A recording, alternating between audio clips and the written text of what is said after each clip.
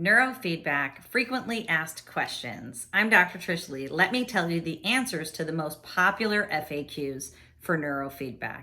Okay, first of all, who can do neurofeedback or who should do neurofeedback? In our practice at Leigh Brain Spine, we primarily see people who struggle with ADD or ADHD, child developmental disorders or delays, anxiety, or people who have neurodegenerative conditions. So jokingly, we say anybody who has a brain can do neurofeedback, but there are people who are more pertinent that should come in for neurofeedback if they are struggling with issues. So there's a brain pattern at the core of each one of the issues that I mentioned, and they're all different brain patterns. So that leads to the second frequently asked question is, how do I know if I would benefit from neurofeedback? We know because we do an evaluation using QEEG, quantitative electroencephalogram, and what that does is we put a cap on your head. It only reads information. It puts nothing in, and we can see how your brain is performing and if it has one of these underlying brain patterns that is causing your issues. So there's a brain pattern for ADD or ADHD. Actually, there's multiple brain patterns that have that component to it, but it is a brain pattern of too much slow brain processing speed. If your brain is running too slow, you can't focus, you become distracted, you may have hyperactive behavior to offset the sleepiness in the brain, and it creates a whole host of issues for children and adults who struggle with ADD. If a child has a developmental disorder or delay, and that can include ADD or ADHD. ADD and ADHD are the number one most common neurodevelopmental disorders, but what is also encompassed in neurodevelopmental disorders is speech and language issues, any child who needs occupational or physical therapy, any child with a learning disability or learning disorder, any child who has behavioral issues. All of these come from a brain that is running too slow. We can see that on QEEG. We can also see if your brain is running too fast. If your brain is running too fast, you have anxiety. It will create the feelings of anxiousness and hypervigilance, social anxiety, not being able to feel calm and focused. That comes from a brain that's running too fast. And I'm sorry to say that science shows that those brain patterns occur most times together at the same time. Too much fast, too much slow, not enough medium processing speed for calm focus. So we also see people who have neurodegenerative diseases. So that includes dementia and Alzheimer's. And we know that's a brain that's slowing down and losing power too fast or too early in aging. That's also related to motor disorders like Parkinson's disease or any type of degeneration like ALS. Those are brains that are slowing down and losing power too fast. We can also help in that regard. Okay, so that is who do we most frequently see, and how do we know if a person would qualify for neurofeedback? It comes from the brain map. We can see if you struggle with misophonia or tinnitus, sensory processing disorders. We can see it in your brain map. So if you're not sure if neurofeedback is for you, I encourage you to go visit your local neurofeedback provider, or we can do it now with our online platform and we send you the technology. We can do your brain map and see what's happening in there to see if you would be a good candidate for neurofeedback. Okay, the next frequently asked question is, how many sessions of neurofeedback will I need? Well, science shows that it usually takes between 25 and 50 sessions depending upon the brain map.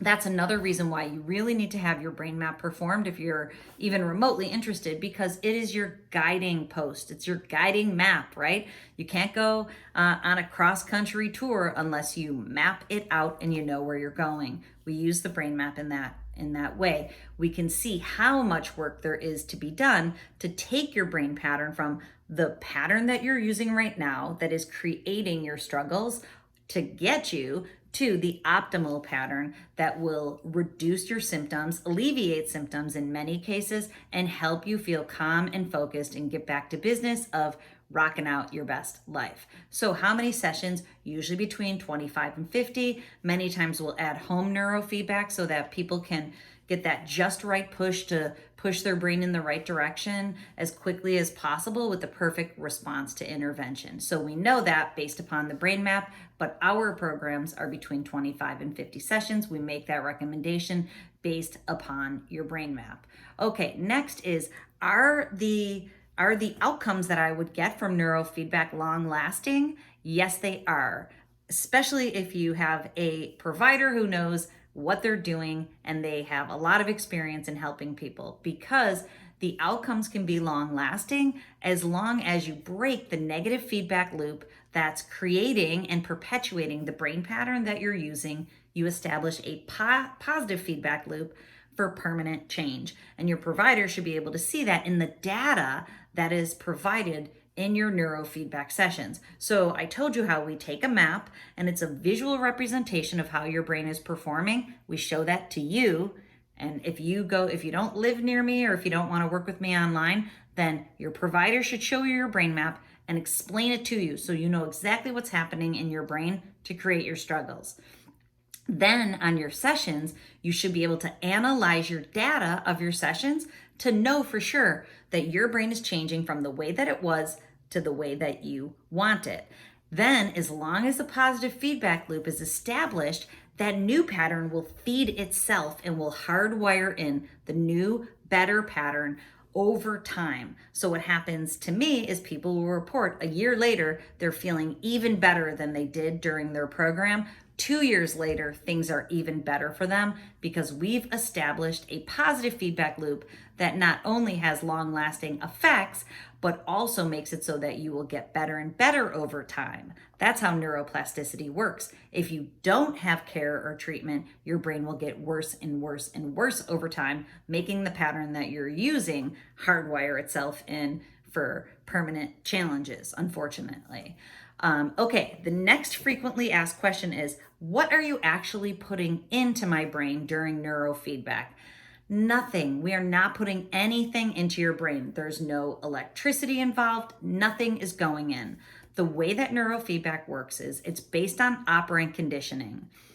Your brain is being taught to make more perfect processing speed in the middle and less of the fast and slow in the extremes. And the way that it's being taught is through feedback. So the feedback is you watch a video and your screen plays bright and your audio goes louder when your brain is in the zone, making more of calm focus speed. If it goes out of the zone, the video goes dim, the audio goes low. Nothing's put in to create that.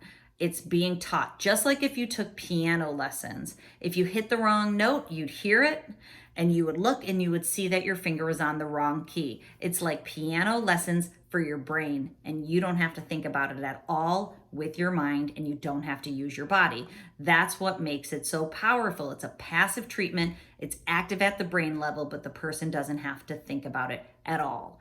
Okay, next frequently asked question is, do I need to have a referral from my general practitioner? No referrals are necessary. So this becomes a first line of defense. Neurofeedback is used in treatment facilities, inpatient facilities across the world because it's a first line of defense when people have big challenges that come from their brain.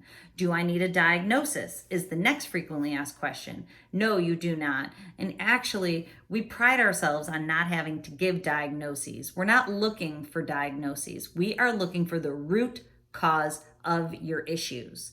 And when we find the cause, which is in the brain pattern that's creating your symptoms, then we go right to the root cause. We change the brain pattern and back it out and create the optimal brain pattern. So we don't need a diagnosis. And I know many people are hoping to avoid a diagnosis.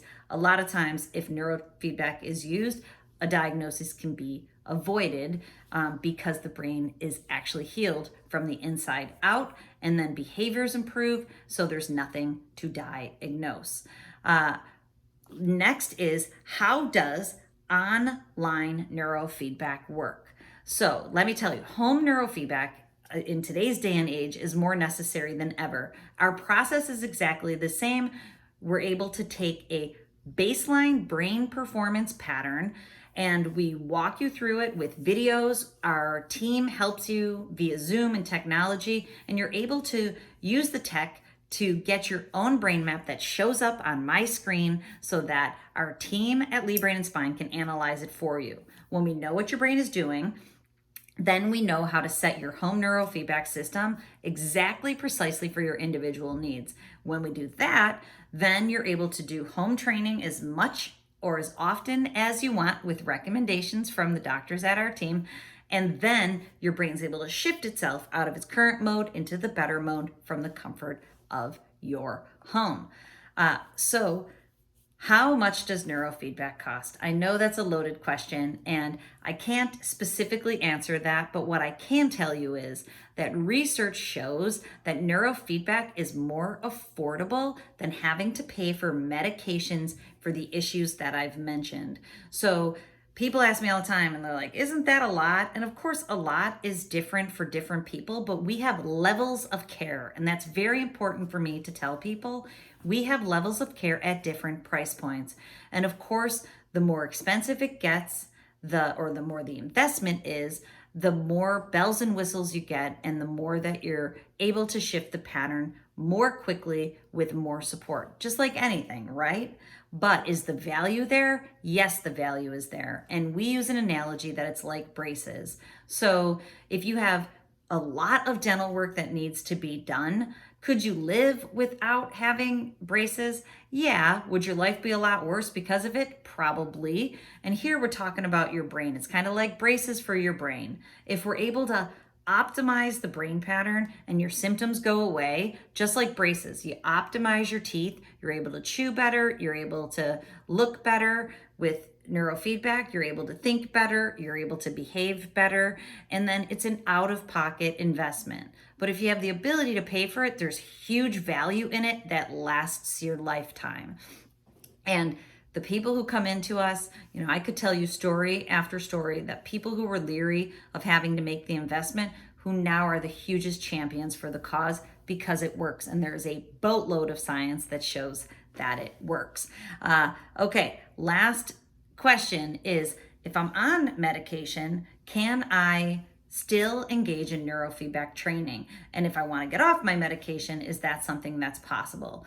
The answer is yes and yes. So one of the pivotal studies for neurofeedback was done with half of the people were on medication, the other half were not. And actually, in that particular case, the medication group did better than the non-medicated because these people had big challenges, and at the beginning of their program, it helped to shift their brain. So if you're on medication, we always recommend you stay on your medication, and we improve the way that your brain is working over time, so your brain needs less medication. If you just think about it logically, medications are designed for dysregulated brains with problems. So as your brain heals and it no longer has the issues that it had originally, it no longer needs as much medication and you're able to wean off. We always work with prescribing doctors in that case. So we're always able to make recommendations based upon the data that we're seeing in your neurofeedback sessions. So you're not just going cold turkey, you're able to think about when it's a good time to reduce the medication. So we're successfully able to help people do that